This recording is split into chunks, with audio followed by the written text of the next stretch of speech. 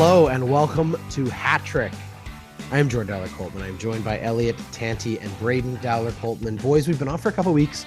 I think we were just so rattled and nostalgic about our first 100 episodes that we thought we just can't really top that. And so we took a couple weeks to sort of recover from all the celebrations and, the big centennial parties that we held.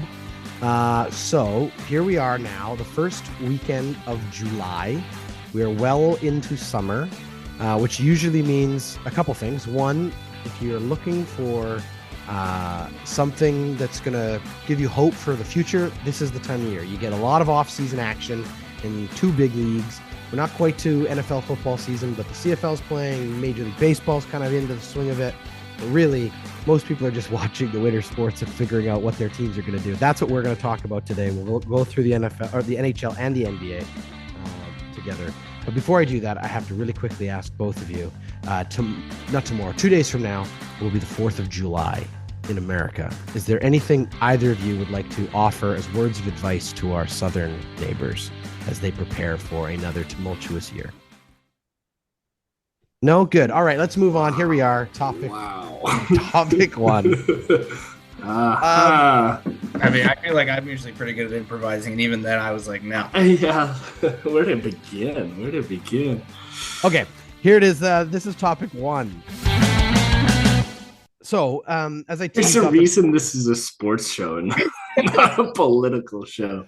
I've never seen the two of you both look so confused ever on this show. Yeah. Only thing I could think of all the places you thought I was going, that was not it. Okay.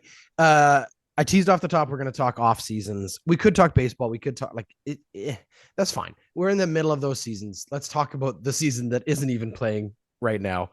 That's the NHL season. July 1st, we're kind of like back to normal. It feels like this was the first off season where everything lined up properly since COVID. We're like, July 1st is meant to be the day that we see players move all over to a whole bunch of new teams. The draft didn't have as much action, certainly on day one, as we've had in previous years. There wasn't a lot of trading going on, which kind of set up this weird feeling that maybe, teams were being cautious. Obviously, the cap staying where it's been was the biggest factor. Ken Holland talked about it. Many general managers acknowledging it was challenging this year to sort of figure out how to make big moves, certainly trades, without being able to. You had to be able to do two things at once. You had to be able to kind of build and plan for next year when you'll have money, at the same time recognizing you have very little money beyond what you already had this year to play with. And we saw a lot of buyouts. So that changed the landscape for the free agency, the night before. Big names too, guys like Blake Wheeler, guys like Matt Duchene, guys who a week before we wouldn't have been talking about as being available. And all of a sudden they found themselves, looking for a new dance partner, which meant that we did get a lot of action on July 1st, which was a lot of fun. We're still seeing, obviously, some deals come down, and there's some big names still on the table. But let's start with what we have in front of us already and what we already know. Braden, I'll go to you first. Of all the trades, and we'll deal with the Oilers specifically maybe in a minute, but just league-wide, the biggest name, the biggest trade or change of a player going to a new team, do you think, what was the big flashy one for you yesterday in terms of either a team that got better because of who they signed or a big name that went somewhere you didn't expect? What was the big one? Oh gosh, I'm surprised. Well, overall, I'm surprised. It's not surprising how many one-year contracts were dished out, but I'm surprised that was the trend just in the nature of how we see these offseason signings. We didn't see a massive term contract sign. All of the massive term contracts were re-signings. The biggest one that surprised me was Tyler Bertuzzi with the Toronto Maple Leafs. It was only a one-year deal for 5.5, but he was a big name that I did not expect Toronto to go after. They had an opportunity to bring back Ryan O'Reilly. He went to a team that I thought was rebuilding in the Preds, and maybe they're trying to bridge something there in Nashville. But Toronto, it's a new. It's going to be interesting to see how they fit. Whatever they decide to do with Matthews' contract. If that's this year, they're just going to wait it out next year. And it's a new guy at the helm in what's his face, Trey Living. So it'll be interesting to see kind of how they keep that thing afloat, because if one more year they find themselves out in the first round, they're going to have to really seriously look at something new in Toronto. Elliot, what moves or what signings really jumped out to you, or maybe didn't surprise you, but which ones do you think sort of drew your attention? So here's what I would say. I think this is a big and exciting thing on two folds, a big, exciting, interesting on two folds. And that was the Pierre-Luc Dubois trade and the move for that. Obviously, it was massive. Happens on the 27th of June. Big, interesting, exciting, kind of. We knew he was on the market and he was going to be going somewhere. Ends up being LA. But what's crazy to me is that that deal occurs on the 27th of June, and it's basically the biggest deal either signing or trade or anything that has occurred in the next like 7 days or 5 days, however far that we threw. Like, I mean, maybe there's some toss-ups and it's close, but really, like, how often in the history of the NHL, and this particularly in the modern day history, has something that's happened on the 27th of June superseded or that early on, like that's before the draft, superseded everything after the first day of signing. Like, it to me is like really interesting on that front. It is a little bit. I mean, I would kind of challenge you on the fact that that's something kind of new. I mean, I think back to a specific day, about 5 years ago, and we saw PK Subban traded for Shea Weber on the same day we saw Taylor Hall traded for Adam Larson about a week before the draft. Like there have often been early movers, especially when it comes to trades, whether we recognize there's something, they want to get some movement happening early. But I do take your point. I think that Braden, I also see what you were saying, which is it was an interesting trend that developed in terms of these 1 year deals, but it was also an interesting trend, like the number of guys who signed for league minimum and loaded up on bonuses to kind of get the deal in place. I mean, let's talk about the Oilers for a second. When you get to the Connor Brown deal, which is frankly, I think like cap gymnastics for Ken Holland to sort of be able to organize this deal. Now he's benefiting for from the this fact year that Connor Brown didn't play this past season for most of the year. So he falls into a weird sort of cap recapture category that is usually reserved for 35 plus players, where he's able to take league minimum and put all of these performance and gameplay bonuses on top of it, where usually a player his age would not be eligible for that type of contract. Now he gets that. Obviously, let's say he hits all of those things. He ends up making $4 million over the course of the season. All things work out great. Scores the number of goals he's got to score, plays 82 games, like check mark for the Edmonton Oilers. You get a great player out of it, but you do owe some money on his cap next season. Now, of course, we're expecting next season the cap to bounce up maybe by $5 million. So in that case, it's no different than a one player buyout or something that you would otherwise have to be dealing with. Of course, the James Neal buyout comes off the books next year too. So you've basically already got that. If you think of it in like NBA terms, it's like a cap hold situation. You just kind of account for that money there. But it was interesting to see across the league, as you say, a lot of 1 year deals, a lot of smaller term deals. But there were also a couple big ones that kind of jumped out for me. Like the biggest, for me, the biggest sort of surprise or just interesting move. I don't know if it necessarily a surprise because I knew he was leaving LA, but Jonas Corposalo signing for 5 years in Ottawa. Now it's only $4 million a year, but that's like a $20 million cap hit over 5 years. I mean, that's a very big investment for a team that has made very big investments in some other goalies with, let's say, less than ideal results. Thinking back to the contract they signed with Matt Murray, how'd that go? Cam Talbot and Cam Talbot, how'd that go? Like Ottawa yeah. has really struggled to find their goalie. Now, Corposalo had a fantastic second half of the year after leaving Columbus to go to LA. Obviously, we saw him in the first round, too. And he was very good in that first round. So he's a solid goaltender and definitely a guy who deserved an opportunity at 29 years old to be a starting goaltender. But like, that's a big deal, to be moving.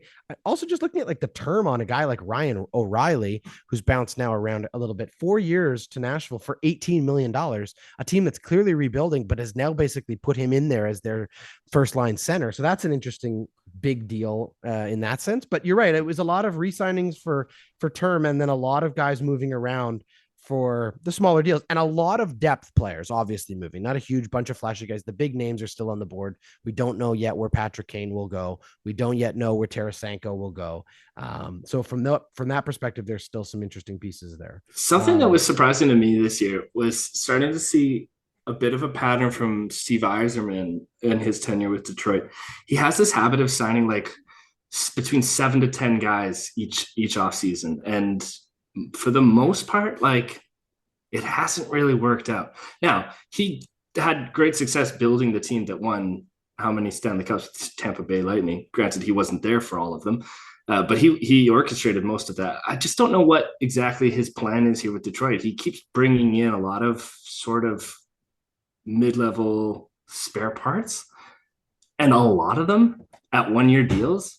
Like, is the plan just to kind of bring in guys and then ship them out for assets, and you're just going to kind of do that until you're at a place where you feel like you compete? Well, I think there's an emerging trend here because Holland talked about this something very similar in terms of where teams are at, and it's very difficult to retain your depth right now. So lots of depth guys are moving around from team to team to team to team, and that's part of the salary crunch. And I wonder if that's just Yzerman kind of playing that piece. I mean, I really it was interesting because I remember this time last year I was hooting and hollering because there was so much going on, and I was like, the cap should go up nothing every year. This is amazing and so much fun. And then this year it's gone up nothing again, and it feels like it's been a little bit different and like not as ruckus. And so maybe that's not a product. The ruckusness of free agency and the draft may actually not have to do with the trade, the cap situation so much as other factors as well too. I also think Jordan, like, and Braden, you kind of touched on this, but there's a lot of teams that also have like big players that coming up to the end of their contracts, trying to figure those sorts of things out. I think there's a lot of restricted free agents on teams. Like our example at Edmonton would be Bouchard, that like you have to figure out some sort of deal for as well. You're talking about bridge deals, which are going to end up costing you more later. It's just there's a lot of like different factors that are going on with teams right now, and it's interesting. You could basically do like an MA thesis on every team in their cap situation this year, except for the Coyotes. I'm sure there are, but in that case, like, look back at Steve Yzerman's deals this year, about 7 contracts to kind of fill holes, decent guys. But if you're trying to get younger, you're trying to get better. Like, why don't you make an offer sheet for Jeremy Swayman and put Boston up against a situation where you can have a goalie that's quality, or even Edmonton. We're not going to pay Bouchard more than we can afford, so that we can't keep Leon or Connor down the road. So when it comes to strategy, like, why don't we see more offer sheeting happen? The rivalry in Montreal and Carolina seem to do it and seem to do it quite well. So here's what I would offer. It's like the number of cases I think where we've seen offer sheets, number one, succeed, but then secondly, like actually benefit the team that does it is very small, right? Like the Montreal and Carolina one is the exception. But like, go back to do you know the only time the Edmonton Oilers have ever done an offer sheet? Yeah, and how'd that work out? Well, fine, but really think about Bouchard. Think about Bouchard. Are you not going to offer, like, if you offer sheet them at 4.5 or 5 million, what's the compensation? Is like a first and a third. Yeah, is that not valuable enough? You have to get Bouchard one to sign that contract. He may not. Right. And so what you end up having to offer him is a hell of a lot more than he's worth, because it takes a lot for someone to sign away from their team, which causes problems, and that causes the payoff on the back end. But I just think offer sheeting, we need to figure out a better way to do offer sheeting. And maybe the way we're doing offer sheeting is okay because it doesn't happen that often. Because I would honestly be pretty mad if someone offer sheeted Bouchard right now. And I'm not like, when what if it was a team that you were a rival of? Wouldn't you want that guy? And wouldn't you want to put that team under pressure in a situation? Then I don't want like the counter offer sheet back, I don't know. That's the game. That's why it's there. And it's also why it's a deterrent, and teams don't utilize it very often. We're talking Oilers. Let's talk Oilers really quickly here. We'll just run down what we know they did and kind of where the other pieces moving out went. Let's start with that. So obviously, we get the ball rolling. Day 2 of the draft, we see Klim Kostin and Yamamoto traded to Detroit for basically just a straight up money dump, because Detroit does not originally qualify Klim Kostin, and in turn they buy out Yamamoto. So that was basically Yzerman saying, "Hey, thanks, Holland. I'll give you this is I'll get you out of jail free," and he does. So it clears up some cap for the Oilers, which is valuable. It's the money necessary to do a couple things, including signing Bouchard, which is good. We haven't seen that deal come down yet, but then obviously Yamamoto does find a home. He's going to play in Seattle next year, so he's back in the division, which is always annoying if you have a player who finds a new home and succeeds. I wish him all the best, but on his best day for us, he was good. He very rarely had his best day. So that's just a challenge for a player that's, a depth guy, and that's what he was. Great upside, great potential, a guy we developed but just couldn't work. And good for him. He goes home to the state of Washington, where he's from, and that's awesome. Klim Kostin, I don't know what we're going to get out of Klim Kostin in the future, but we'll see. So he's still, I think, too early in a career to really kind of know what's there. He had great upside for us and a great depth kind of player, but I think you definitely add a player in Connor Brown that's better. So that's the big signing of the day is Connor Brown, as I said, on a league minimum deal, basically $775,000 base salary. So that helps the I think cap. the familiarity there too is going to be really nice. It's huge, like, right? Because he played junior with quite... Connor McDavid. He was actually the captain of the Erie Otters when Connor was there, ironically. So he must be better than McDavid. And then we signed 3 depth players, 2 of which are really AHL depth players, but have the potential maybe down the road to be the kind of guys who come up in the call-up rotation if you need some relief from injury. They include Lane Pedersen, who has played a little bit of NHL time, but not a lot. Ben Gleason, who has yet to play his first NHL game. So he's kind of, again, much more of just a development piece. That's not a bad thing to continue to stock those shelves, especially if you're hoping some of those guys like a Raphael Lavoie or somebody might become more of an up and down kind of player for you moving forward, taking the place of someone like Tyler Benson, who clearly didn't work. And then we see a familiar face return home in Drake Caggiula, who I would like to say, as an Oiler fan, I enjoyed watching Drake Caggiula sometimes on one of those 4th line grind shifts, because he actually did a lot of the things that on his best day Yamo did, which was play beyond his size. The kind of pesky player who can go into the corners and make life difficult for a 3rd line defenseman. So not a lot of flashy pieces there other than the Connor Brown piece. But Elliot, how would you evaluate Holland so far, considering we know he's got 2 big linchpins waiting to sort of move everything else in the re-signing of both McLeod and Bouchard. So he's kind of a little bit hamstrung, but with what he had and what he's done, how would you evaluate him? Yeah, I mean, I think he's done an outstanding job. This is classic Holland, working within the lines as much as he can to do the best that he can. I mean, there's not a lot of cap space here. He basically needed a top 6 forward. He got one, right? He needed to clear out space. He found a way to do it. And he didn't end up giving up a lot in the process. He's got, he's spending tomorrow for Connor Brown today. We've talked about that and why that needs to happen. That's okay. These are the kind of moves that teams in the top echelon, the top 3 and the top 5 do in years that they're heading into years when they want to win the Stanley Cup. And what I think I like right now is that it's very clear that everyone in that organization, top down, bottom up, is in win now mode, and that's what these moves have to see. You're spending the future to win right now, and that's what it is, right? That's really awesome. I think it also is, what's really exciting is that this clears space for an opportunity like a Dylan Holloway to make some moves potentially this year and demonstrate his value. This is his last year in his entry-level contract, and so he's got to make some moves to demonstrate to this team that he's valuable. So there's some pressure on him to do that, and I love watching players in contract years, especially in the NHL. Something about it I just really enjoy, and that could be really fun to watch. I guess if you were going to throw one criticism at Holland right now, it's that where's the defensive depth? Where do we need more in terms of defense? His response to that has been Matthias Janmark. We only got a third of a season with him, and when he was in the lineup, we were in the top echelons of teams in defense. So let's see if that continues, if that growth in the defensive game of the Edmonton Oilers continues. Connor Brown, I guess, kills penalties, so we'll see if that has an impact on that end too. But I guess if you were gonna give one criticism to him, it's that. And we'll see from there. I mean, the only disappointing thing is it just seems like, and as you referenced off the top, McLeod, Bush still have to get done. Doesn't look like there's going to be much space at the deadline again this year. So what we have going into game 1 is what we're going to have going into game 82 in the playoffs, likely. But that's how we all said last year. And look what happened on the back end with Ekholm. So yeah, all in all, I don't know, I'd give it like a A-, 8.5 out of 10, something like that. I think you do what you do. Yeah, I would agree. I think it's tricky when the situation is, but again, we also don't know what he'll be able to get Bouchard and McLeod done for, and he still has some money on the table. Moving out that Yamo deal without having to buy it out made it a little bit easier to sort of negotiate those deals, because you probably still have enough money at the end of those 2 for a player and a half or 2, again, league minimum kind of, even a 1-for-1 kind of deal with a veteran player. So there is some money to be played there. I agree with you. The defense is the interesting question mark. He seems to think that he's got 7 guys there currently.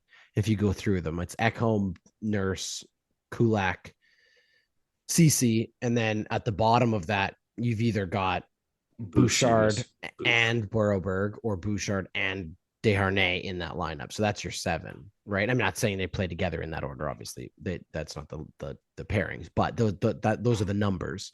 Bouchard obviously still having to be signed, but that clearly they're saving money to sign him, and they are going to sign him. It's just the number. So the piece there is like, do you feel like the depth of having your 6-7 guy be 2 guys, neither of whom have played a full 82 games, is good enough? Do you need an additional, body in there? I think he's trying to do things like that by putting a little bit more into the AHL and hoping one of those guys starts playing really well. But that's a difficult thing to do if you're saying you're in win now mode. But look around the league. There's not a lot of defensive depth to be had for the salary he has, right? I think we're going to see an incredible improvement from the start, having Ekholm right at the beginning, right in camp. Like, I think that 1-2 punch on the left side, as much as we don't like how heavy a 9.5 contract is on Darnell Nurse, like, I mean, that will be the next domino to fall in terms of making money work. But having those guys both from the start, I think it's gonna really help that defense. Now, I would say you're also one player away from being finished here, in the sense that, and it isn't just defensively, but let's just do like the straight up 1-for-1 in and out here. We lose Yamamoto, we replace him with Connor Brown. That's an upgrade, clearly. Mm-hmm. Now, we don't know exactly where Connor Brown is in his recovery from a serious knee injury, but all signs seem to point that even if he has a slow start to the year, he should be okay to get going. It's an injury a lot of NHL players have come back for and been perfectly fine and played really well. So that, there's a little question mark there, but that's also why you didn't pay $4 million straight up for him. You paid him league minimum in case there's a problem, but he's an upgrade to Yamamoto. You don't currently have a replacement for Nick Bukestad, who you lose. That's a centerpiece. Who ran it back and went right back to Arizona. He took the money. It's great. It's great. And we can likely sign him again at the there you go. But again, the key piece there is a guy who can win a draw for you. And that's what's missing. Now, let's say Holloway comes up in the Klim Kostin role as the young guy filling that. Maybe there's another person somewhere in the organization that is that other guy. But I think, Elliot, you're right. I think they expect Dylan Holloway to try to take a step forward. He did have a pretty good second half of the year down in the AHL. He probably should have been there all year. Just developmentally, I think it would have been better for him, because he did struggle the first half of the year and they had to find a replacement for that piece. But I feel like even if you bring him up, you're still a piece away offensively from really kind of being comfortable up there. So I do think he's going to have to look for some either center depth or a move that brings somebody else in. So that's the question mark, I guess I would say. Goaltending wise, where you're at. You're going to start Skinner and see how Campbell's off seasons go. And maybe you've got a tandem and maybe you don't. Defensively, if everybody's healthy, you're pretty solid. You're, again, as I say, that 6th spot is just the question mark. But throughout the regular season, Vinny Desharnais played very well there. He was exposed a little bit in the playoffs. We don't know where we'll be by playoff time. So anyway, any final thoughts on the NHL side of free agency before we move forward? Just one note. I think next year's a little bit more complicated than the others than we first thought. James Neal, there's still one more year after this left on James Neal's buyout too. So I thought it expired next year too, but it's one more year. What is it? 1.7 or 1.7, I think. Okay, so again, just add it to the number you've already got, and you're starting from the same place. I mean, yeah, totally. Or what? No, it's 1.9. So yeah, it's so that's next year's going to be tricky. Really, I think a lot of people are. It's not if you jump to a $5 million cap and you have Bouchard signed to a 2-year bridge, you're not in bad shape at all. No, but Nurse, you would have to move Nurse, and maybe you do, and you'd get 2 or 3 quality other players. Yeah, we'll see. It'll be very interesting, as you say, but that's down the road. In the meantime, we're building a team for the 2023-2024 Stanley Cup run, and that's where you start. All right. You can't, anyway. All right. Thanks for that downer at the end of that, Elliot. We really appreciate it. Hey, we didn't talk about the draft. Let's just really mention. Okay, sure. They had 2 picks this year? And I actually think they got a really quality right shot defenseman out of what's his name? Bo Akey. The Barrie Colts they drafted in the 2nd round. He's not somebody to think of for that championship run you just mentioned, but as an asset and moving forward, having right shot in the stock is very valuable. I didn't even know the guy's name. Bo Akey. All right. And Here's my hot take. You ready? Bo Akey never plays for the Edmonton Oilers. As Reed Schaefer. I'm not saying he won't play in the NHL. I just don't think he ever plays for the Edmonton Oilers. You think it'll be moved that quickly? Or he just doesn't make it. I don't know. I just don't like it. Whoa, what the fuck? That's my hot take. Write it down. Yeah. All right, that's topic 1. The Ordinary Podcasting Network is excited to announce that we have launched a merch store on our website. The store is full of ordinary swag, including t-shirts, hoodies, and hats. You can pick out something awesome and support your favorite podcast today by heading over to ordinarypodcasts.com. Okay, NBA time. So the other offseason, obviously still going on, is the NBA side. Their draft was really all about Wembanyama. We knew where he was going the minute the lottery was there. It's a bit like both Bedard and him. It was like the day of the lottery was really the most exciting or most important day. And then the draft itself, very anticlimactic from that perspective. But we have started to see some deals. We've seen some big free agents sign and move around. We also have had some big trades. Braden, you are our resident hardcourt fan. I think Elliot and I both are kind of a little bit more casual with the NBA. So we'll start with you. So the big move, the big trade, obviously Bradley Beal going and joining the Suns, plays with Durant. That's a big piece of the puzzle. We also have the question, I guess, is this: like for you, what was the? And I know you're going to say Fred Van. Why'd you ask me? Why'd you ask me if you know what I'm going to say? I don't want to start there. I don't want to start there. Is what I'm trying to say. We'll talk about the Raptors in a second. Right. Go league wide. Like, what is the biggest move, or what team do you think made the most impact this offseason? Well, the Phoenix, and not the Spurs for drafting Wembanyama. That's great for the franchise. The fact that they got, that they've had the history that they have with David Robinson being a center, Tim Duncan being a center, and now Wemby being a center, all first overall picks, and dominant. It's all hell. I think it's really great, and for Greg Popovich and his legacy, it's really exciting for the Spurs. But that is not the biggest thing. I really do think it's what the Suns are doing. They a team that were in the finals a couple of years removed, and they kind of had a shaky year last year. They brought in KD, and they didn't live up to it in the playoffs.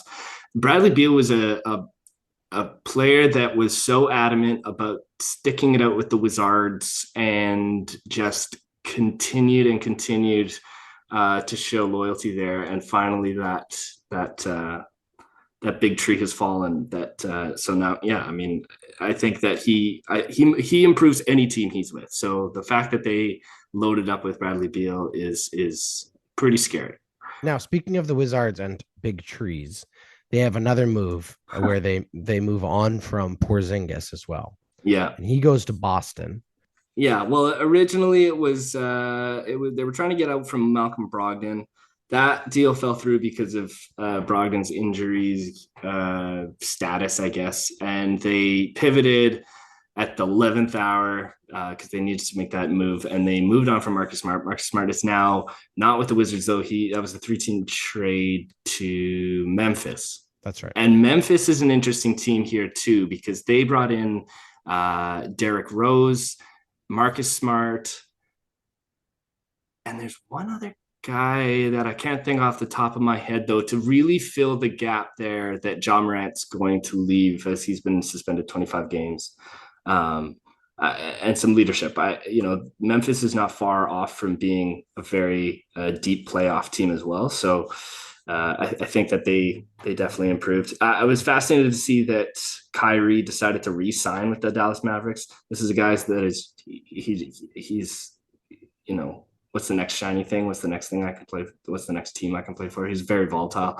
So the fact that they were able to re-sign him was now impressive. Okay, but is that a result of him wanting to stay there, or a result of the marketplace at this point? Like, is he thinking that, or did he see that there maybe wasn't a very good option out there for him this time of year, and that maybe later in the year, a trade is the better option? Like, is that just the way that the league is right now, or do you think there would have been suitors out there for him?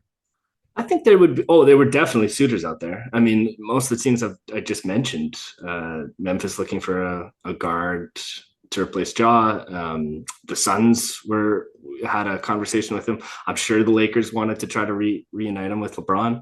I think Luka was the factor. I think the fact that that Dallas is only getting better, and they were able to offer him more money as on a re-sign than anything. I think that was the final selling factor. Elliot, I'm going to go to you now because I know that you're very invested in the well-being of one Fred VanVleet.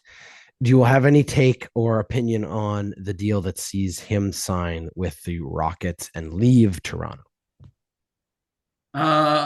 Actually, this is not something I focus too much time on because I've just been so caught up in the Damian Lillard drama and where he's going to end up. I mean, he seems to fit the Spurs timeline, but it seems like he desperately wants to Miami. And so that's something that I'm going to be watching for. I just don't know that Miami fits the Spurs timeline. I just don't know that he has the Miami have the assets to deal with him. But anyway, we'll leave that important discussion for another day. Yeah, Fred VanVleet, immensely disappointing for the Toronto Raptors. I guess he's probably not, but feels like the final piece of that championship team, the first last notable one. Siakam. Yeah, I guess. Okay, yeah, Siakam too. OG. So OG was hurt. Not to suggest yeah, not to suggest that there aren't others that were part of the team, but one of the more memorable members of that squad for sure. And I worry. I just keep feeling like every offseason, it's like, oh, this is the coming down. This is the low point of coming down after that championship season. And then the next season, the next offseason, it seems like things get lower for the Toronto Raptors in terms of like outcome. So is this finally the team bottoming up and then we can start going back up again?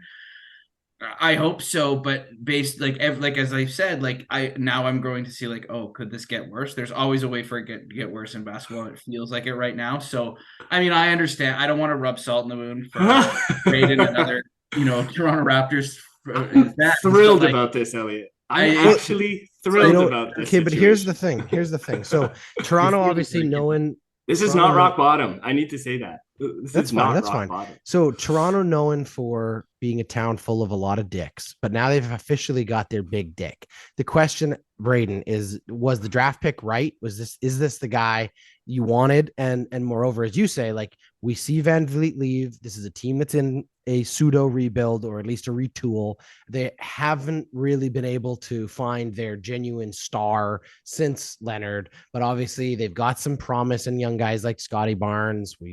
Whether or not they move on from Siakam is a question mark. Like where they got a new coach, like where is this team in terms of where, how do you define where this team is in its sort of maturation and whatever transition? I believe wholeheartedly that Masai Ujiri, who just recently was awarded the Order of Canada, is the greatest executive in the NBA today. I firmly believe this. And I think that they are in a very good position.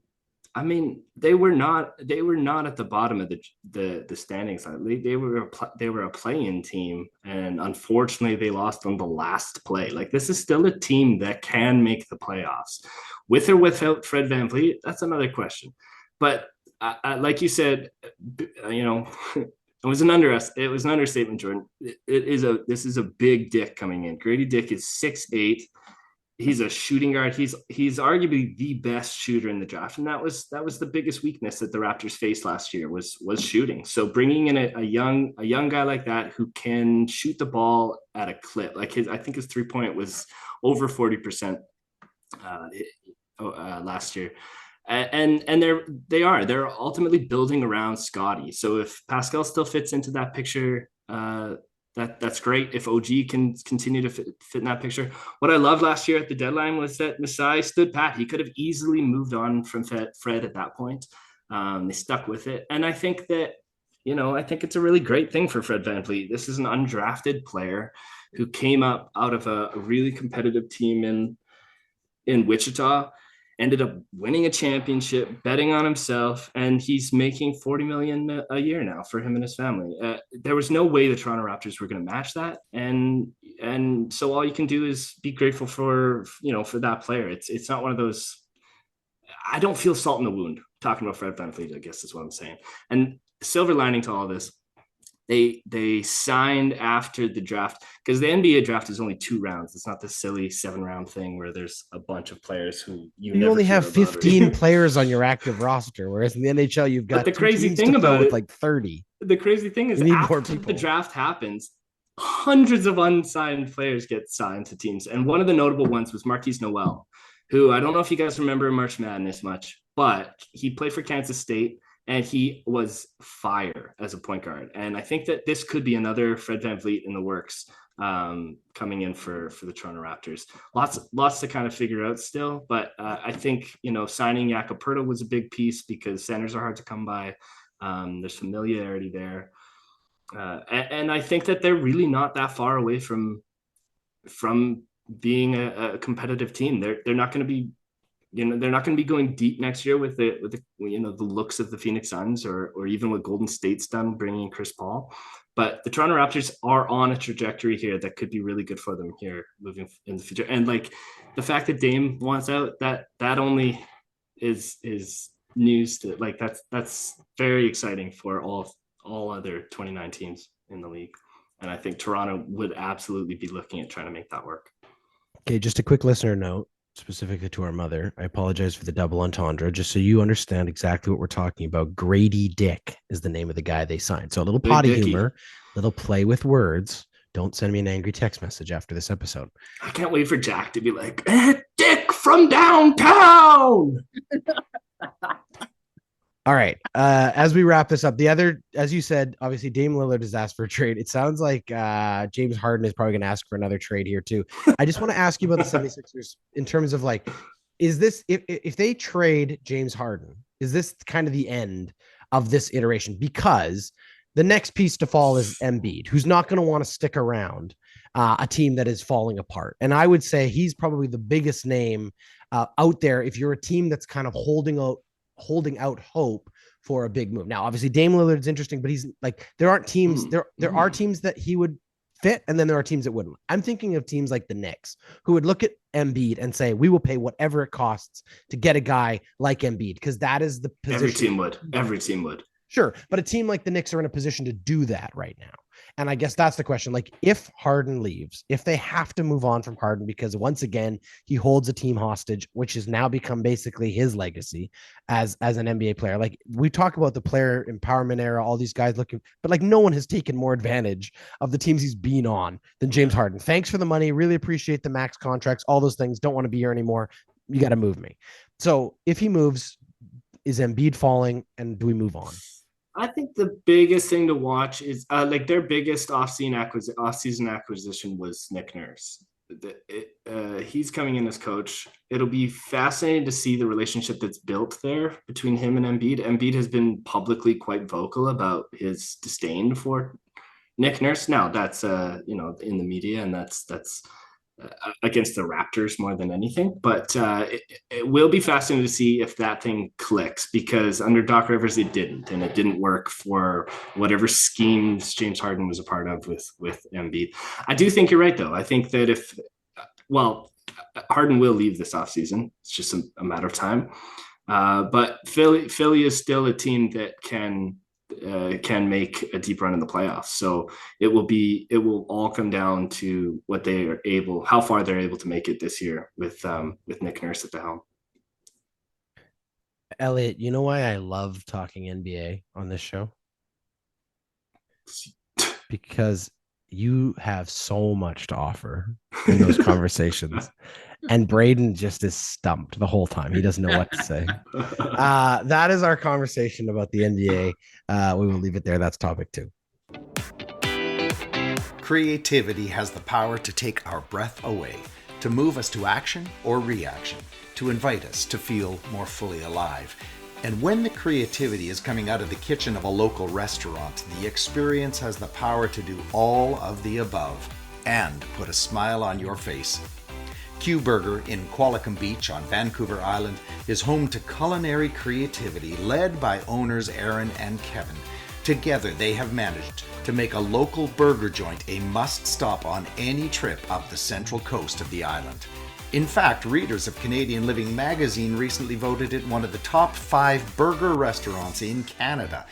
And if you're saying, yeah, but a burger joint's a burger joint, then let me ask you, what other burger joint allows you to choose between a Boomageddon, all caps, with double the beef, double the bacon, and double the cheese, and Wicked Sticky, where the roasted chicken breast is topped with balsamic reduction, roasted garlic, and fried brie, or the new Sonic Pickle Boomerito, yup, with an exclamation point.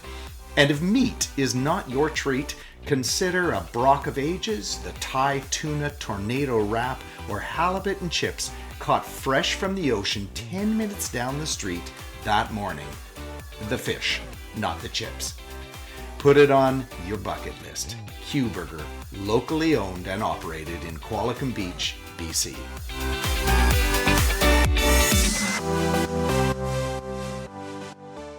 Okay.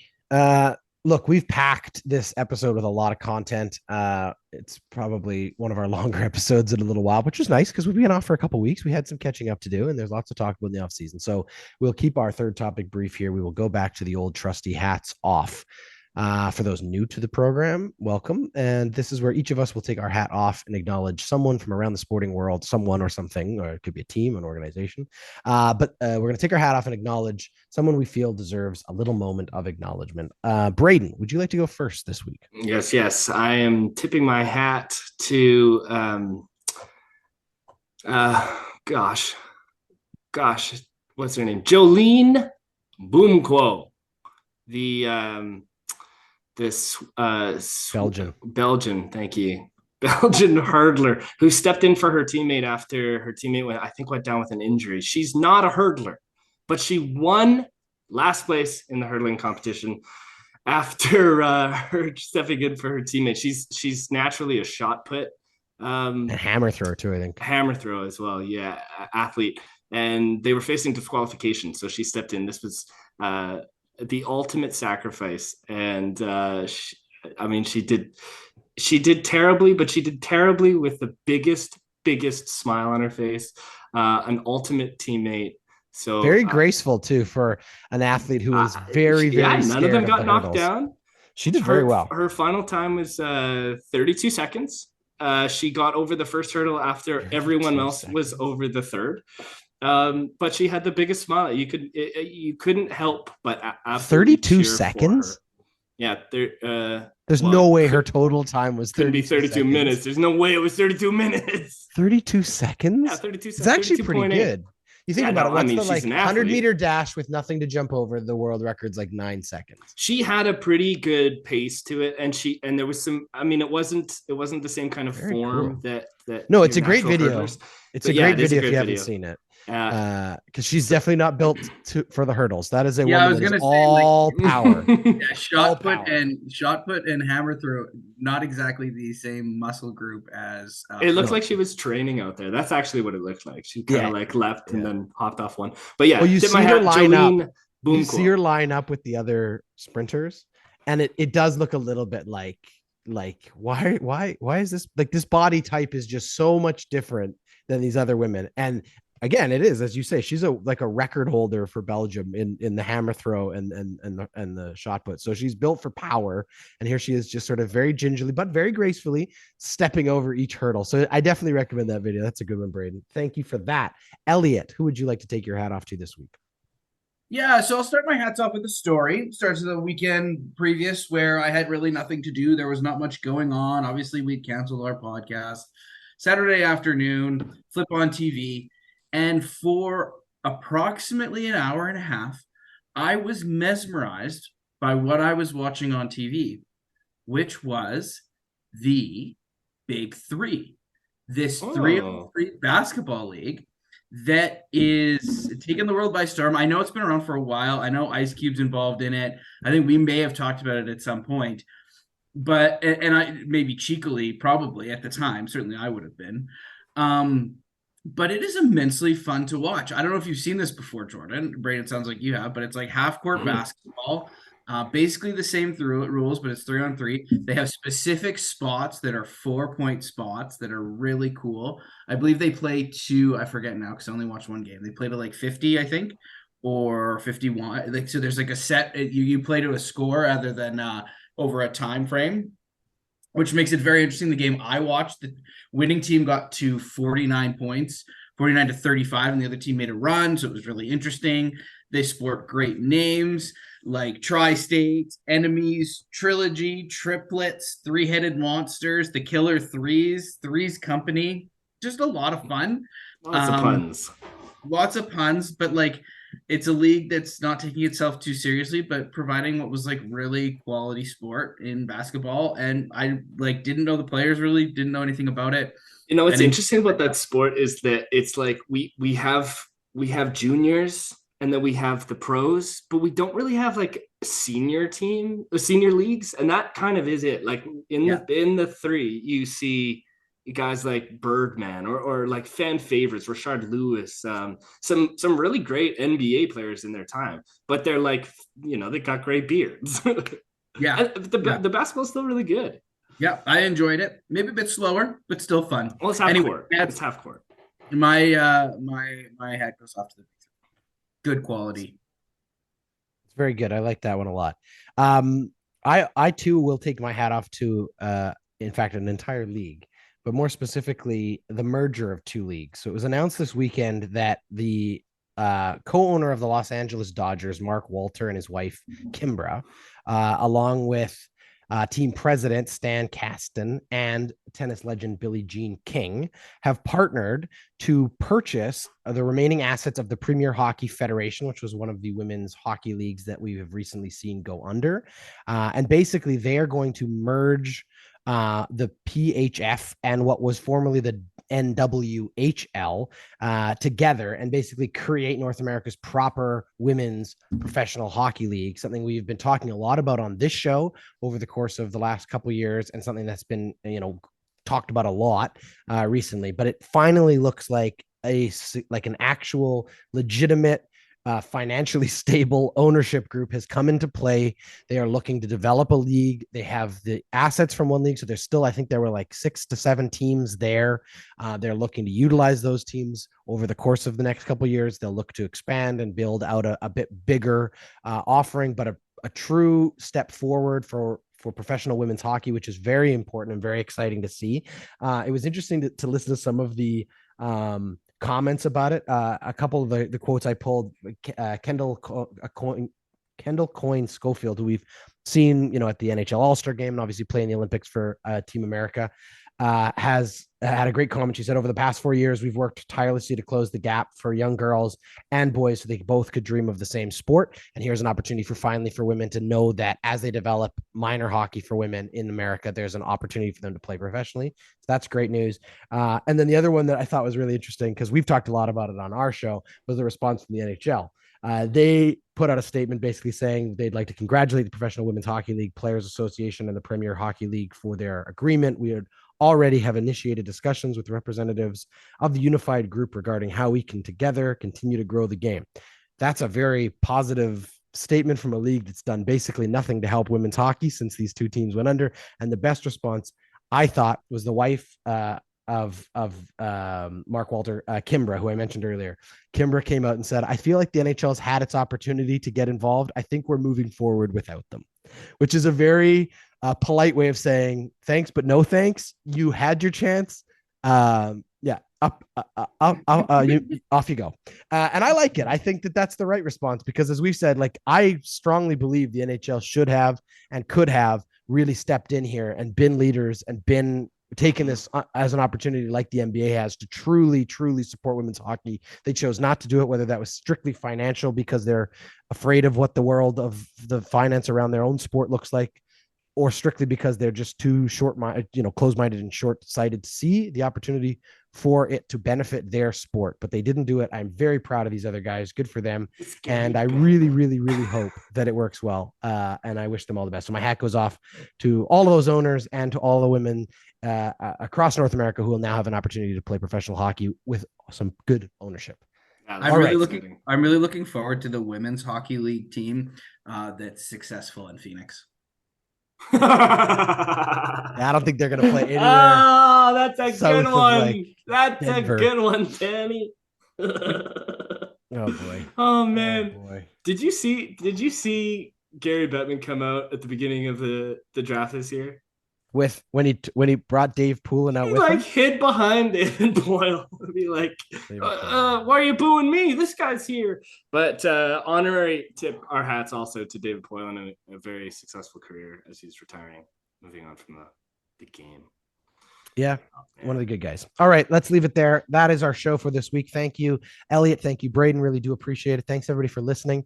If you have not already, please check us out on Instagram. You can also find out more about this show and all the other shows from around the Ordinary Podcasting Network at our website, ordinarypodcasts.com. And until next week, that was Hattrick.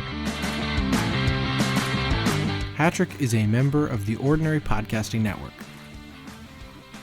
It's produced every week by Jordan Dowler Coltman and Braden Dowler Coltman. You can follow us on Instagram, Twitter, and Facebook. Thanks for listening.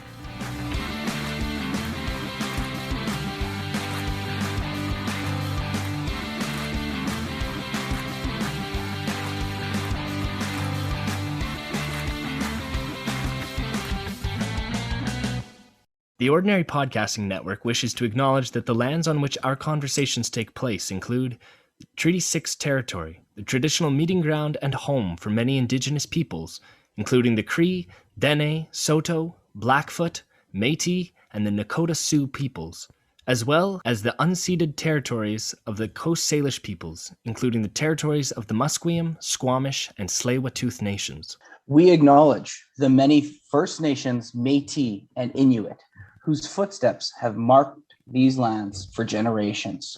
And we extend our appreciation for the opportunity to live, create, and share stories on these territories. The Ordinary Podcasting Network intends to engage in conversations and dialogue which acknowledge that reconciliation is not a destination, but a journey, and that we remain committed to practicing our craft in a decolonized space.